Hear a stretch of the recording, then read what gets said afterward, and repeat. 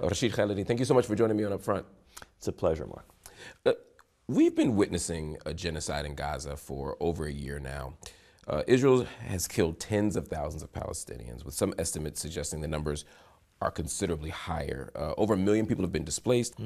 When you look at the major events in Palestine's history, whether it's the Nakba, whether it's the Suez Crisis, the 1967 war, all the stuff that shaped the region, just to name a few, where does this moment stand in that history?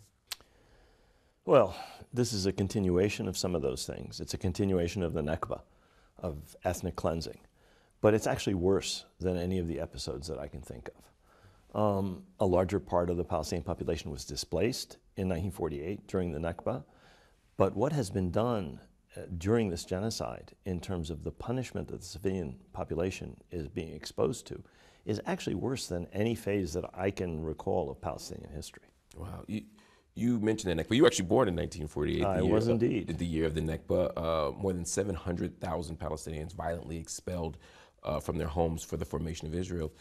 You had family living in Palestine at the time. You're in fact from a prominent Palestinian family with deep roots in the region and the national movement for self-determination. When you reflect on your family's experiences and the devastation that Palestinian families are feeling today, do you think history is actually repeating itself? I think that what we're seeing now is worse than even what my grandfather and uncles and that generation went through. I mean, they were displaced. Yeah. Many people were killed. 15,000 Palestinians were killed. We've had 3 or 4 times that number killed in Gaza alone so far.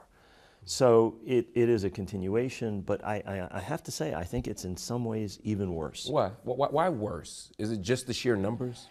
They are deliberately killing huge numbers of Palestinians. This is not, accidental because there are human shields for whatever. This is a systematic attempt to make Gaza unlivable, to immiserate that population. In 1948, they just killed people and drove them out.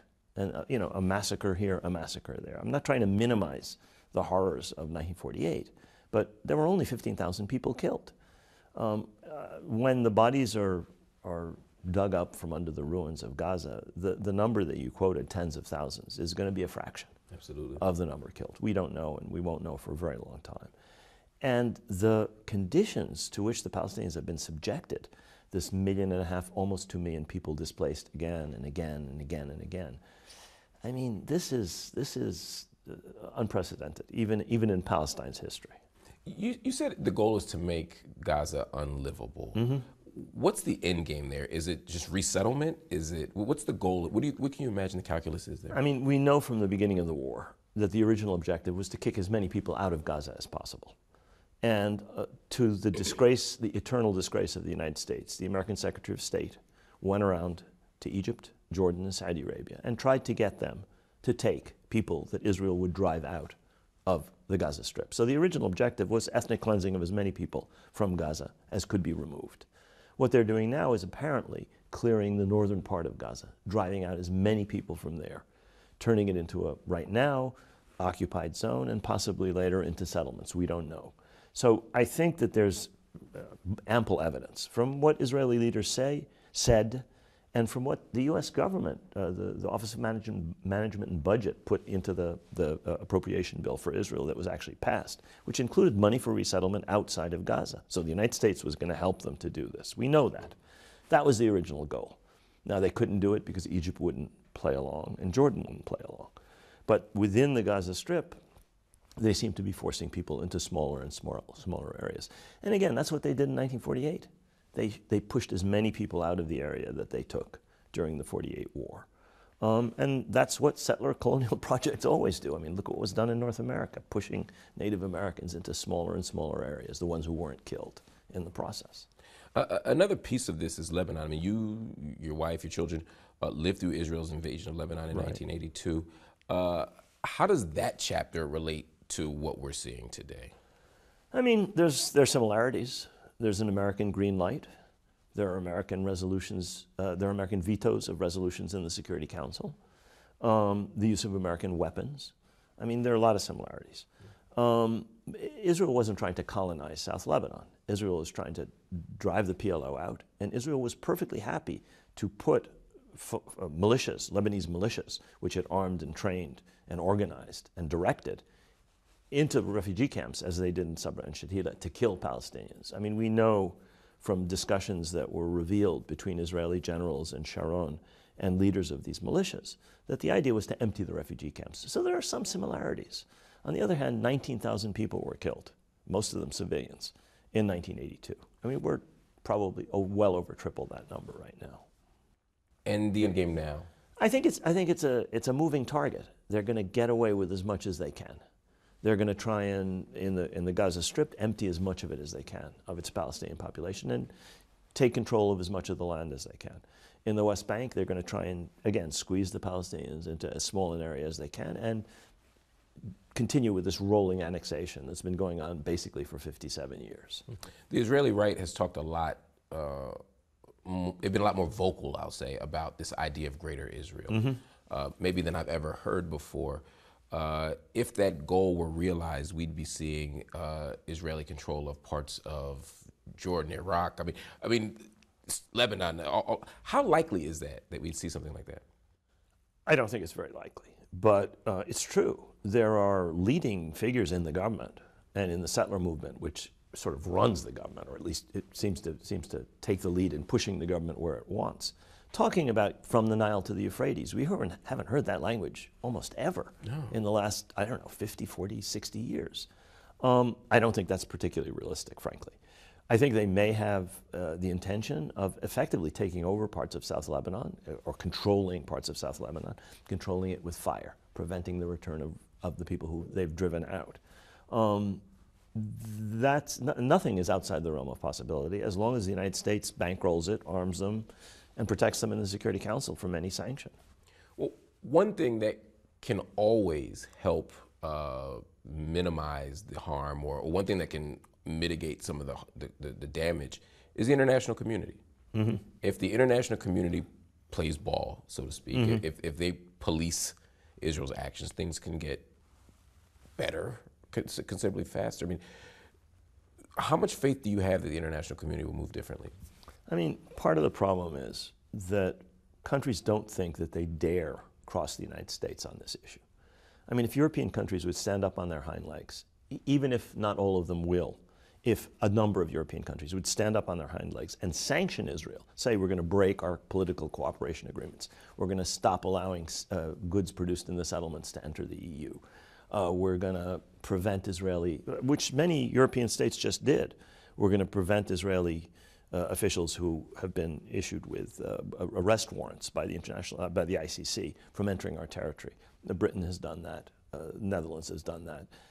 A number of European they have to escalate that pressure. Yeah. They should sanction not just individual settlers. They should sanction Israeli ministers who are behind this annexation process.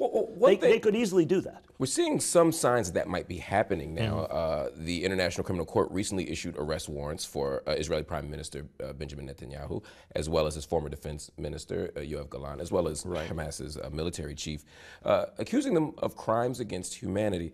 The warrant means that if any of them travel to a member country, they could be arrested. Right. But what's the significance of this warrant?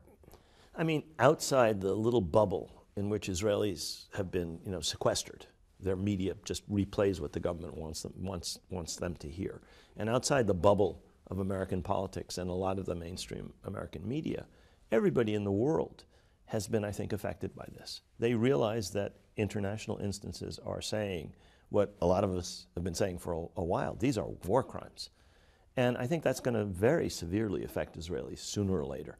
Because it's not just this former minister and this prime minister. Sooner or later, other ministers, generals, senior officers are going to realize I may be in danger traveling to England, or I may be in danger, I may be arrested. And those countries have largely said that they will cooperate, which also is a shift. It is. No, I mean, outside of the United States, which is saying, look, we see it differently, but Canada, Australia. I mean, people who I would have said even 5 years ago may have had a different posture on this. But things have changed. The elites haven't changed, but public opinion has changed. It's changed fundamentally, and it's changed in a decisive way. Even in Western countries where the governments and the elites are still, laboring under these illusions that Israel fostered over many years, of everything they do is self-defense or human shields or whatever nonsense they peddle. Public opinion doesn't believe that stuff anymore. Even in most European countries, and certainly in the global South, nobody believes that stuff. And so there has been a change. And so you're right, over 4 or 5 years, you are seeing changes because governments are forced over time to listen to the voice of the people. Now, saying if Netanyahu comes to our country, we will arrest him, is still not the same as taking an affirmative action and like intervening more aggressively in the midst of a genocide. Right. Why are we not seeing more countries taking that step? If you want my honest opinion, there's 2 things. The elites in these countries have not yet come to a realization that younger people who are looking at social media and are watching slaughter before their very eyes have come to. They're still living in another world. A lot of leaders, a lot of politicians, much of the mainstream media in England and France, and certainly in the United States. And the second thing is they're afraid of the United States. I mean, to put it very bluntly, a lot of European countries do not want to cross Washington, and a lot of third world, a lot of global South countries do not want to cross Washington. And I think a lot of them are afraid of what may come in the Trump administration. They already were, having to face a lot of blowback from the Biden administration. That's not going to get any better, and it may get worse under Trump. And the global South, as you just referenced, is also the target of so much of this international pressure. I mean, when I think about the ICC and I think about these other kind of international bodies, I see plenty of pressure applied to African nations. Right. I see very little applied to the West and to the United States in particular. That reality kind of reinforces this claim that the ICC and international law in general is kind of just a colonial institution, colonial construct that's never been really capable of policing anybody but the vulnerable, the oppressed, the colonized. There's a lot of truth to that. I mean, the League of Nations was set up by the victors of World War I, colonial powers.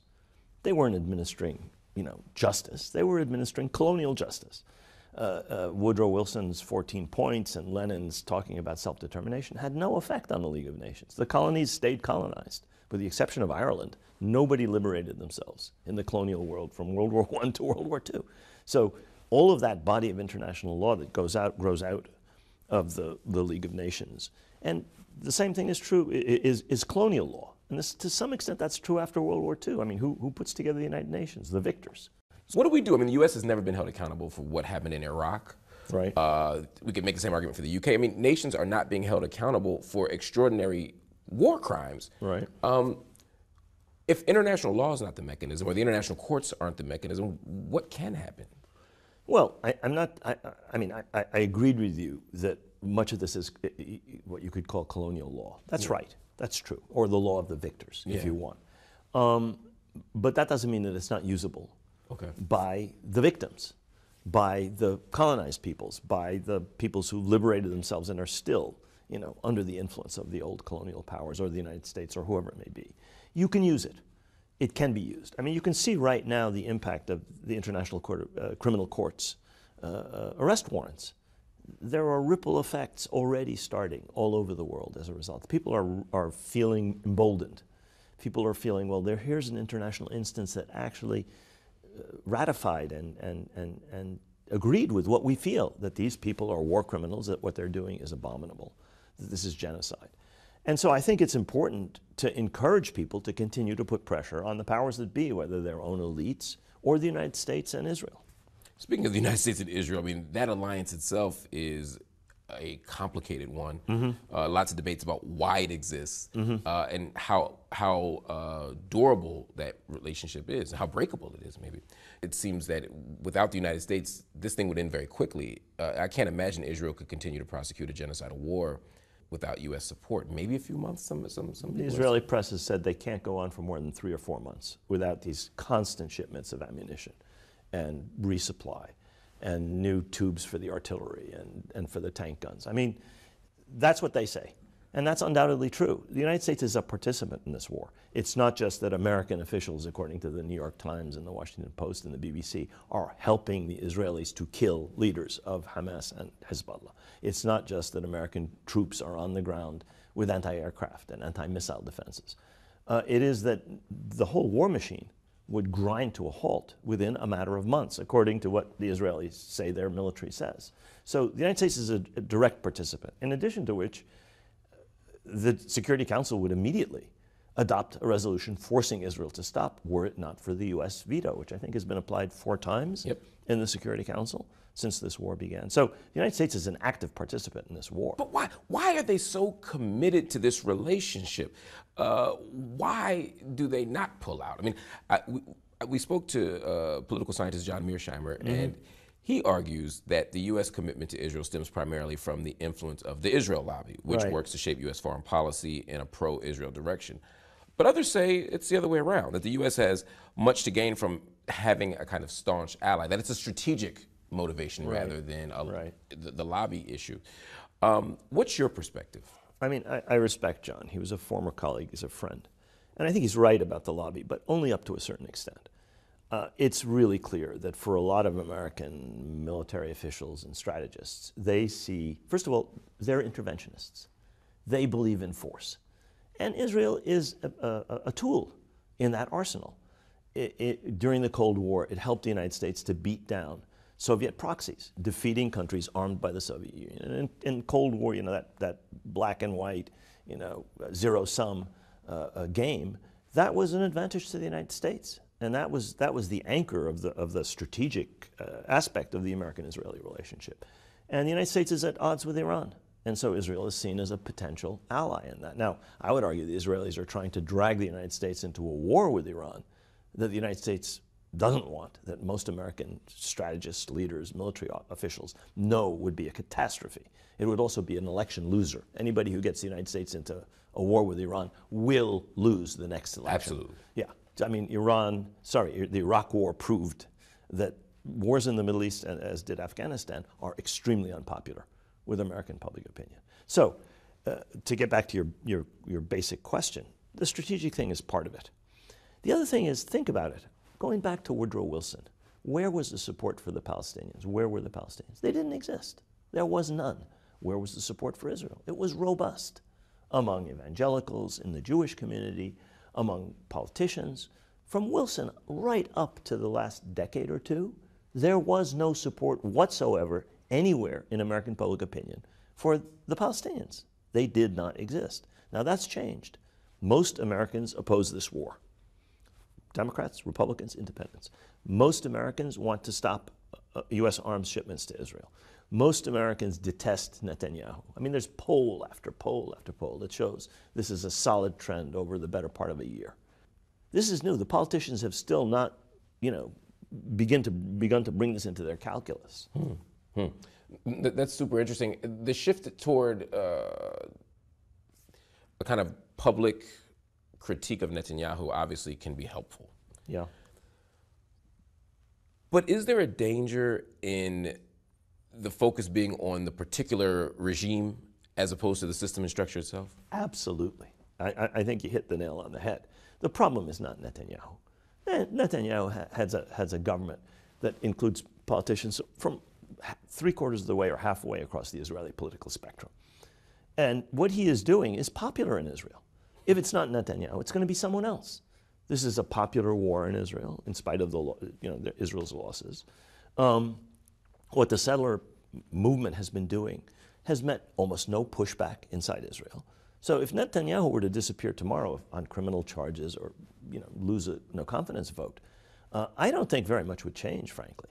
And I think that the focus on Netanyahu is, to some extent, an attempt to divert criticism from long-standing basic Israeli policies, which Netanyahu today represents, but which will continue after Netanyahu. And AIPAC, by the way, seems to continue to be a major player in this. I mean, when he was a senator back in the old days, U.S. President Joe Biden was the largest recipient of AIPAC money. He is the largest recipient of pro-Israel money of anybody who's ever served in the U.S. Senate. $1.4 million over his career. How does that impact? Does it impact policy directly? I mean, we live in a country in which legalized bribery is the basis of our political system. Politicians shill for money from big donors, and that's the way the system works. So obviously money has a role to play. But I mean, I would argue public opinion has a role to play. Think about how many people ever in the history of the US Congress stood up and criticized Israel. And how long did they last? You know, Senator Percy, Jim Oberizek, Pete McCloskey. You can literally count them on the fingers of one hand, and you can count the number of terms they served on the fingers, right. a couple of fingers. That's now changing.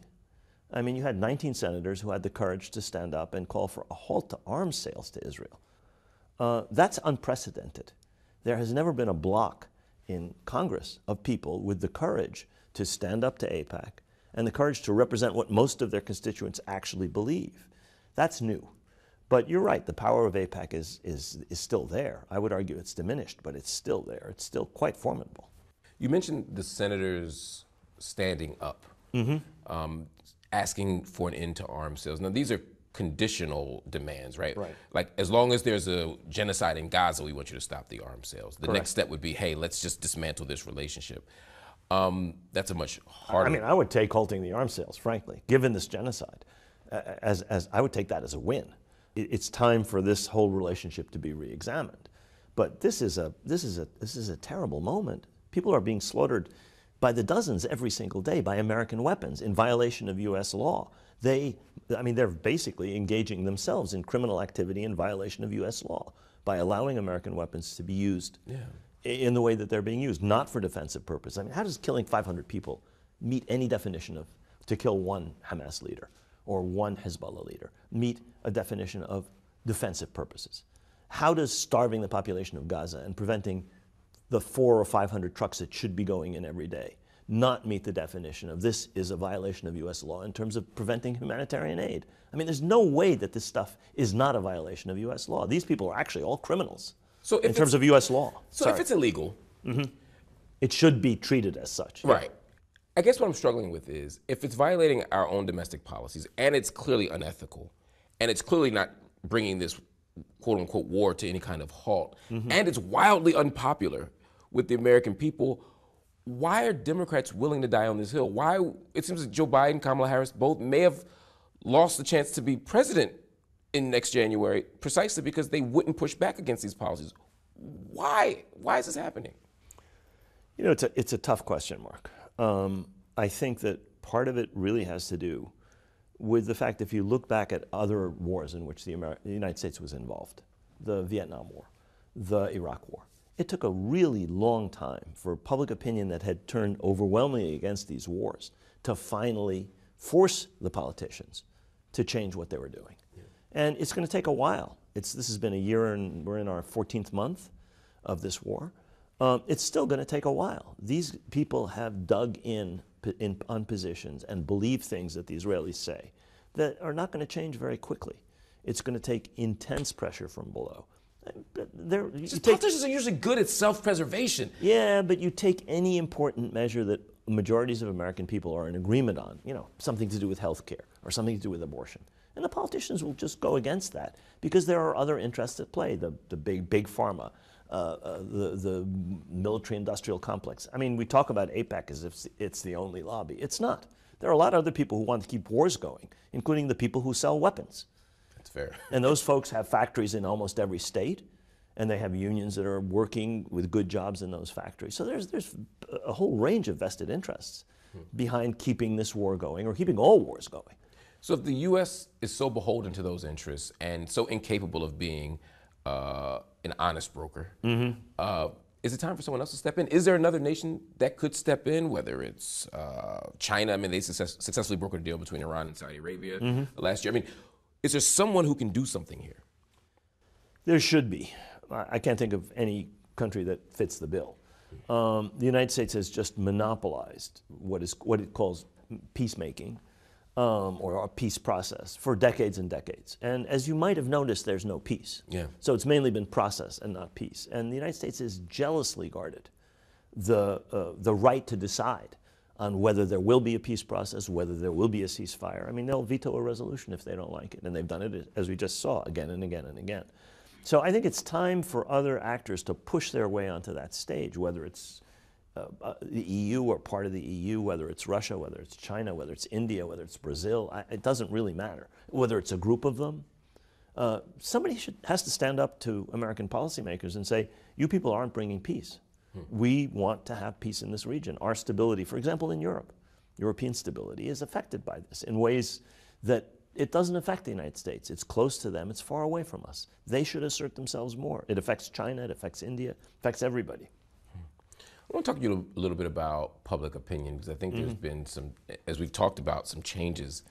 While the U.S. has maintained its steadfast support for Israel, public opinion among Americans seems to be changing pretty quickly over the past few years. Last spring, we saw huge protests across universities in the U.S. calling for a free Palestine, for a ceasefire, for an end to apartheid. I mean, they were using that explicit language. You joined the faculty at Columbia University in New York City over 20 years ago. From the time you started until now, how marked is the shift in public opinion on this issue? I mean, I can give you an example from campuses, and I can give you an example from public opinion in general. Just before I joined Columbia in 2003, there was a vote among students about divesting from companies that support Israel's occupation. It failed in, I think it was 2002 or 2001. I wasn't at Columbia. They had a vote in 2020. Over 2/3 of students voted in favor of divestment at Columbia and at Barnard College. And those votes were reproduced at Michigan and Brown. And so among young people, public opinion has clearly shifted in the last 20 years. There's just no question. There is no question whatsoever that for young people, at least, this is now a different issue than it was for, the generation before them. I don't think public opinion as a whole has shifted as markedly, but it clearly has shifted. I mean, I cannot remember an Israeli war that was this unpopular with American public opinion. The '67 war was popular. I remember people collecting money in bed sheets outside of Grand Central Station in '67. The '73 war was popular. Even the '82 war, the invasion of Lebanon in 1982, up until the end, up until the siege and bombardment of Beirut, American public opinion wasn't opposed. You look at the polls. This war is unpopular with majorities of Americans. That's new. So there has been a shift. I think it's a little slower than the shift that you've seen among young people, but young people are talking to their grandparents and their parents and telling them you're wrong. You guys have the wrong view of this. And then they show them what's on their screens. And sometimes the older people are convinced, sometimes not. You talk about these young people, and I think you're right, on college campuses, very different. I mean, there's a strong pro-Palestine sentiment there, but that's the students. Right. I was wondering if you saw a similar shift among the faculty. Just recently, Mara Finkelstein, a tenured associate professor at Muhlenberg College in Pennsylvania, was terminated for reposting an Instagram story that featured a statement from a Palestinian poet. Right. She's not the only professor who's had scrutiny, although she's maybe the first tenured professor to be fired for this I think matter. that may be true, yes. Yeah. How secure is academia for people who support Palestine these days? I'll answer that, but let me mention something in response to the first part of the question. I think opinion among faculty has shifted, but not to the extent that it has among young people. And there are differences. I mean, the arts and sciences faculty at Columbia voted by a margin of over 2/3 no confidence in our president because of her handling of the student unrest. Almost not reported by the mainstream media. I mean, you would think that if 2/3 of the arts and sciences faculty of a major university votes no confidence in a president because of her mishandling of student demonstrations, it would be a big story. It'd be noteworthy, yeah. It would be, a little paragraph here and paragraph there and 2 words. Anyway, as far as the other part of the question, to what extent are faculty under pressure? They're under enormous pressure. I mean, several of my colleagues are facing disciplinary proceedings at Columbia.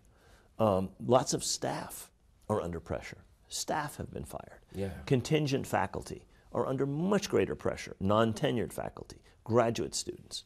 The mechanisms of repression are concerted, are often in coordination with law enforcement, are operating according to the dictates of right-wing politicians like Virginia Fox and Elise Stefanik, who were on the House Education Committee and brought those presidents in for a grilling. And the donors and a lot of the parents and a lot of the alumni are putting huge pressure on American universities to crack down. So the older people, the more conservative people, are weighing in with their money, with their voices, and as are the politicians. So the atmosphere is actually very, very harsh, not just for students, but also for faculty and staff. Is critical thinking under attack at this point? I mean, frankly, I think education is under attack at this point. It's not just, advocacy around Palestine. That's the wedge issue for these people. I don't think Elise Stefanik and Virginia Fox and the Republican Party care that much about Palestinians or anti-Semitism. They want to target black studies. They want to target gender equality. They want to target a whole range of things which in academia are respectable and considered important, and which they would like to eliminate from American education. They're already showing in how they treat K through 12 education, removing books from libraries and mandating you can't teach this and you can't teach that. That's what they'd like to do to American universities. And the leadership of American universities are blindly walking into that trap, are blindly playing their game, or maybe with eyes open, in which case they're even guiltier of malfeasance in terms of their basic responsibilities, which are to protect higher education from interference by ill-intentioned politicians, which is what we are facing over this wedge issue, but which is really intended to hit much more broadly. They don't care about anti-Semitism. Half of them are anti-Semites, for heaven's sakes. You read some of the posts of people like Stefanik in the past, borderline white supremacist or anti-Semitic stuff. They don't care about that. That's a wedge issue for them. And I think higher education is in peril because of the unwillingness of educational leaders to stand up and say, you cannot say this, you cannot do this, we will not accept your bogus congressional subpoenas, whatever it takes to dig in their heels and fight back against this 21st century McCarthyism. And that's what it feels like at times. I mean, even at your own campus, during the encampments, you were accused of being a, quote, spokesperson for Hamas by a colleague, another Columbia University professor who's now been temporarily banned from the campus. Right. How did you process that? How did you make sense of that kind of experience? It's not the first time I've been called a terrorist. I mean, I have what I call a harassment file, in which there are, I don't know, dozens, hundreds, scores of similar idiotic accusations. I didn't pay much attention to it. I was about to retire anyway. What are they going to do to me? I don't care. For people who are younger, for people who are not tenured, for people who are contingent, for graduate students, these can be career-ending. For somebody like me, water off the duck's back. Wow, that's a that's a very mature way of thinking about that and processing that. Do you? I mean, who takes that person seriously? Unfortunately, a lot of people, though. A tiny, narrow sliver of public opinion listens to those kinds of crazy opinions. I guess my worry is that small sliver is so influential. It is influential. It is. Unfortunately, especially with a new administration coming in, I think we're going to be exposed to even more of that. Absolutely. Now, there were allegations that some students protesting made comments about murdering Zionists, or said things like, go back to Poland. And then there were some pro-Israel students also reportedly calling protesters terrorists, and they were harassing students who were wearing hijab, for example. Right. Or wearing keffiyehs. Or keffiyeh or anything. I mean, how do you sort of establish clear boundaries between principled protest, even if we disagree with it, and harassment and harmful behavior? Like, what is that line? In your case, did Columbia do a good job of establishing that line? I think Columbia did a terrible job from the beginning to the current moment. But I think this is a broader problem. I think the first thing to say is you have to draw a clear line at violence, actually physically harming people. And there's no question that in a few cases that boundary was transgressed, but much fewer than the hysterical media made it out to appear, and the hysterical politicians made it out to appear. There were almost no incidents of violence in, what is it now, a year and a month of unrest at Columbia and most other universities, campuses I'm aware of. And what violence there was came often from the police or from counter-demonstrators. The second thing is, a lot of the stuff people are talking about didn't even take place on campus. Demonstrations that took place off campus are not the responsibilities of our students. They're the responsibilities of groups in society. And the third thing is, we have something called free speech in this country. People can say hateful, nasty things. I'm not happy when they do that. They maybe shouldn't do that. But they have a right to do that as long as they don't cross the boundary that the Supreme Court has established. But do campus climates have a greater... I was going to say one more thing. Oh, yeah, please. Which is all of that has to be distinguished from the classroom atmosphere. There, things that may be acceptable in the public space are not acceptable. There are things you cannot and shouldn't say. And there's a level of mutual respect and of dialogue that has to take place in the classroom, or you can't have education. So I think one thing that was done, people blurred things that happened off campus with things that happened on campus, and things that happened in the public space on campus with what actually very rarely, if ever, happened in the classroom. I don't think education was interrupted. I don't think there were cases where people were harmed in the classroom. There were people who were harassed or harmed maybe in some ways emotionally or in their feelings in the demonstrations on campus. But that's the public space. But let's talk about those feelings, because if you're on a college campus and people are chanting and marching and you feel unsafe, how much should we factor that in? For example, there were Jewish students who would say that some of the Palestinian chants, "Free Palestine," made them unsafe, or "River to the Sea" made them unsafe. How do you balance that? You know, part of being on a college campus is hearing ideas that make you uncomfortable. Yeah. But what's the difference between being uncomfortable with an idea and actually feeling unsafe, even if nobody physically harms you? I mean, I have to say, the language of safe and unsafe, I think, is a lot more appropriate to a kindergarten than it is to a university campus. I'm terribly sorry to say this. You know, you're in the public space. You're not in a classroom. You walk around the demo if you don't like what they're saying. But people have a right to free expression. There is freedom of speech in this country. People can say things that, I hate to say it, are hateful, and that may hurt people's feelings. Tough. That's my personal view. I mean, I've been called things on campus when I was engaged in demonstrations that were nasty and hateful and horrific and, you know, false. You're out there demonstrating. You take what comes your way, and if you don't want to listen to it, walk away. I mean, I think that this whole language of safe and so on and so forth is entirely inappropriate to political protest about issues of the day, whether we're talking about abortion or whether we're talking about Native American rights or whatever we may be talking about. You know, some people are offended when people say things about Native Americans and settler colonialism. Tough. Your feelings are hurt because somebody said this about slavery or that about settler colonialism. Tough luck. In a classroom, it's different. Okay, in the family, it's maybe different. That's it. And the conflation of those things is an insidious tactic to shut down freedom of speech and also academic freedom, in my opinion. Let's talk a little bit about the future. I know historians love that.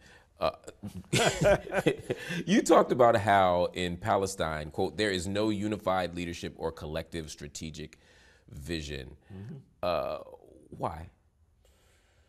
The Palestinian people are at a very low point in their history. You've had times when that was the case, that leadership had been shattered, dispersed.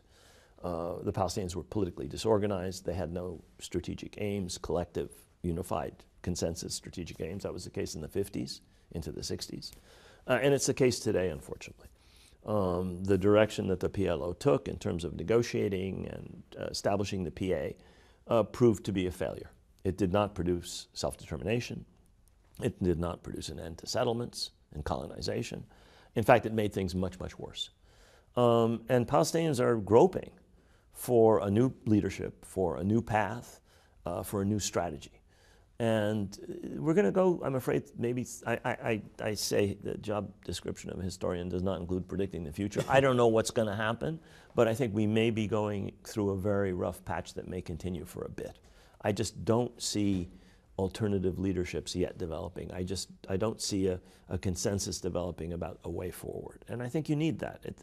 If you're going to liberate yourself, you need to have a decision on how you're going to do that and what the end goal is. And I don't think there's consensus today on those things among Palestinians. Is it safe to say that whatever the new leadership model is, it won't come out of the current political structure, i.e. it won't come from Fatah, it won't come from Hamas, that it's going to have to be something new produced? I mean, what happened in the 30s when Palestinians came together for a while, and what happened in the 60s and 70s when the Palestinians came together for a while, is that some remnants of the old melded with a lot of elements of the new. I think that you need younger people to step in. You know, I mentioned the fact that the United States is ruled by a gerontocracy. You know, I mean, Schumer, Biden, Pelosi, these are people who really should step off the stage. Most of the Senate, they should step off the stage. And the incoming president. The oldest president in history. But that's also true in Palestine. I think it's time for a new generation of leadership, and I'm not the only person to say this. But how and why, how and where and when that'll happen, I just can't say. As we think about the resistance, I'm also thinking about the entity that's being resisted. How stable is Israel's control over the region, given shifting public opinion, given the ICC decision, given even internally what's happening in Israel? You know, I'm not going to predict anything, but looking at the situation today, I don't think Israel has ever been as isolated as it is today, globally. I don't think anybody would argue with that. I don't think that Israelis have ever been so divided over as many issues as they are today. And by that I mean judicial reform before the war. Right. And that's still a burning issue. By that I mean the fate of the Israeli hostages, complete division. And by that I mean, finally, something that I don't think has yet bubbled to the surface, but whether Israelis want to die on the hill of reestablishing a settlement in the Gaza Strip, or whether Israelis want to die on the hill of further expanding settlement in the West Bank. Right now, the settlement movement is riding high. They dominate this government. Yeah. They have in the Minister of Finance, they have in the Minister of Public Security, the two strongest advocates they've ever had. And those guys are determining what Israel does. They might as well be the Prime Minister and the Deputy Prime Minister. Netanyahu almost looks like their little lapdog half the time. But that doesn't represent a majority of Israelis. And sooner or later, I think those I don't know what, chickens are going to come home to roost. The other thing is, they are now in the process of establishing another military government over Gaza and some kind of military control, perhaps, over part of Lebanon. That means a lot of soldiers are going to die. And it's never popular. The people who are advocating for that, I don't think are calculating how 9 or 12 or 18 months down the pike, soldiers and reservists, you know, conscripts and reservists and families of these people are going to look at, do we really want to control Khiem into 2027? Do we really want to control Beit Lahia? By control meaning having a soldier die every day. Since October 1st, 87 Israeli soldiers, by Israel's count, have been killed in Gaza and southern Lebanon. Now, the count may go down, but a continued occupation is going to mean casualties. And I don't think those things are being computed in Israel. The way in which what happened on the 7th of October is playing on a doom loop in the Israeli consciousness blinds them, I think, to a very large extent, to the prospective costs of what their government has put them into. And I have a feeling that sooner or later all of these things are going to catch up. Now, whether people will come to their senses and change course or not, I don't know. I was going to say, does it, I don't know. You know, it's like, do they come back to like liberal Zionism, or do they come back to, hey, let's create an actual democratic? I was going to say one other thing, which is that there is a brain drain and a capital drain and a elite drain going on in Israel. A lot of people are saying, if this is the course that this country is going to go on, we're not committed to staying here. This isn't what we signed up for. This isn't what we have lived here to build. This is not what we want to see in our future. You know, dying on the hill of Netzarim settlement being reestablished.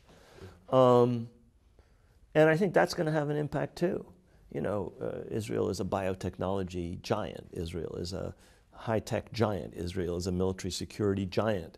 The people who fuel those enormous economic engines are not necessarily going to stick around if, you know, they're going to be called up for 100 or 200 days of service every year in order to continue the occupation of South Lebanon or do God knows what in Gaza.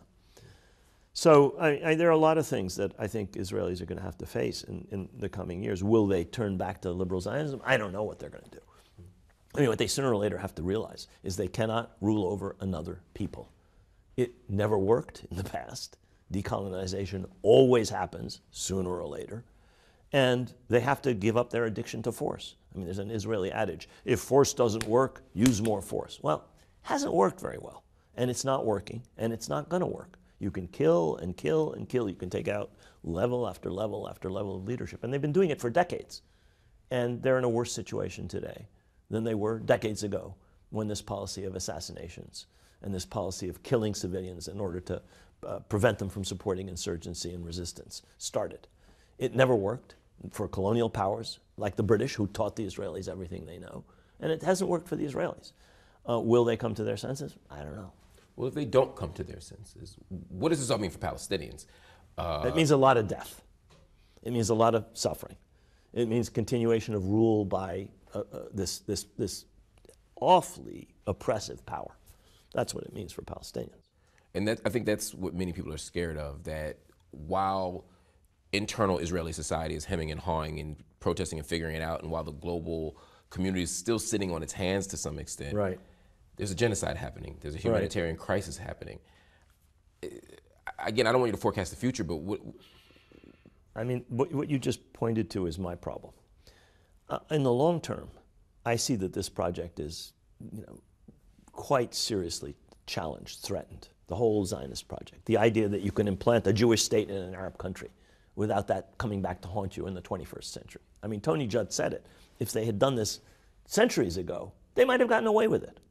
But today, very hard. But that's the long term. The other thing is the connection between Israel and its, as it were, metropole, which is the United States and Western Europe, is fraying every day. When we talk about Israel's isolation, we're not talking about the global south. It's already isolated in the global south. We're talking about its isolation in Canada and Australia and Britain and France and the United States in terms of public opinion. They still have the elites. They sit there and arrogantly think, well, as long as Congress voted down that resolution, we're good. Well, they're not good. Sooner or later, public opinion is going to have an impact. It took us 10, 12, 15 years to stop the Vietnam War. It took more than 10 years to stop the Iraq War. Sooner or later, public opinion is going to catch up. And they cannot go on without that external support, without the vetoes, without the trade, and most importantly, without the guns. Rashid Khalidi, thank you so much for joining me on UpFront. You're very welcome, Mark. Thank you.